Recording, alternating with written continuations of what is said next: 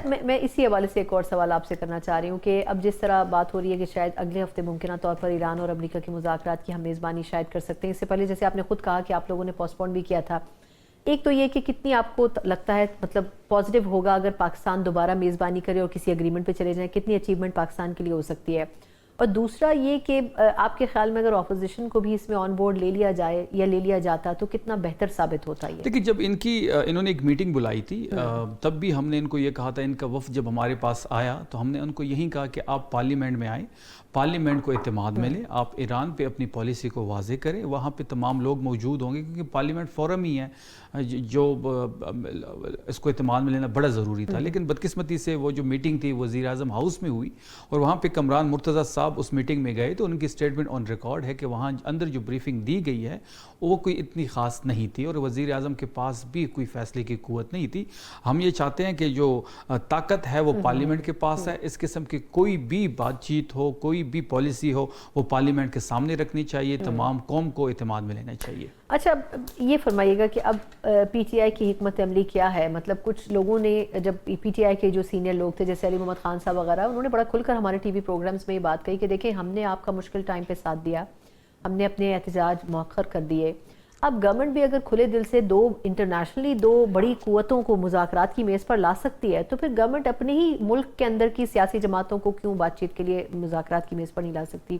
آپ کی کیا رائے ہے کہ آپ لوگ اب ایک احتجاجی پورا اپنا موومنٹ شروع کرنے جا رہے ہیں تو کیا آپ کو لگتا ہے کہ گورنمنٹ اگر بات چیت کرے تو بات چیت کرنے میں کوئی حرج نہیں ہونا چاہیے؟ دیکھیے یہ ایک کامیاب سفارتکاری کے لیے آپ کو اپنی داخلہ پالیسی پہ بھی کام کرنا ہوگا۔ اگر آپ کی داخلہ پالیسی کامیاب ہوگی وہی ضامن ہوگی آپ کی ایک بہترین سفارتکاری جو آپ کا بیانیہ ہے اس کے لیے۔ اس طرح نہیں ہو سکتا کہ آپ باہر تو لوگوں کو امن کی خاطر میز پہ بٹھاتے ہیں لیکن گھر کے اندر جو حالات ہے وہ ان آرڈر نہیں ہے۔ پاکستان تحریک انصاف سب سے بڑی پولیٹیکل پارٹی ہے، جو اس کے لیڈر کے ساتھ ہو رہا ہے پاکستان کی تاریخ میں کسی کے ساتھ نہیں ہوا۔ 1000 دن سے وہ اندر ہے، تصویر بند،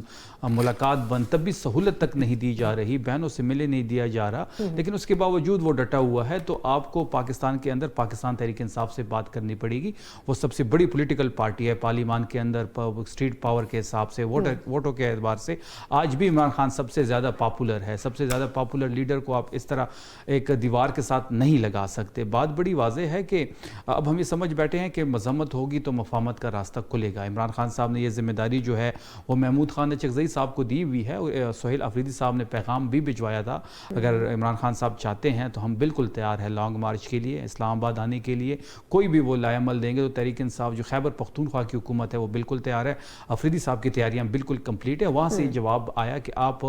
کوئی بھی فیصلہ جو سیاسی تحریک کے لحاظ سے ہوگا وہ اچکزئی صاحب کے کنسلٹ کے بغیر آپ نہیں لیں گے۔ تو آفریدی صاحب پھر ملاقات کے لیے بھی وہاں گئے ہیں زمن میں، وہاں پہ اچکزئی صاحب نے بڑی کلیئر الفاظ میں یہ بات کہی کہ ذمہ داری میرے پاس اور فیصلہ میں کروں گا۔ عمران خان صاحب نے تمام تر ذمہ داری ان کو دی ہے، وہ جو بھی فیصلہ کریں گے تحریک انصاف اس کو کمپلیٹلی بیک کرے گی۔ اچھا یہ تو بات صحیح ہے کہ ایک طریقے سے گو ہیڈ آپ لوگوں نے ان کو دے دیا ہے، لیکن آپ کے خیال میں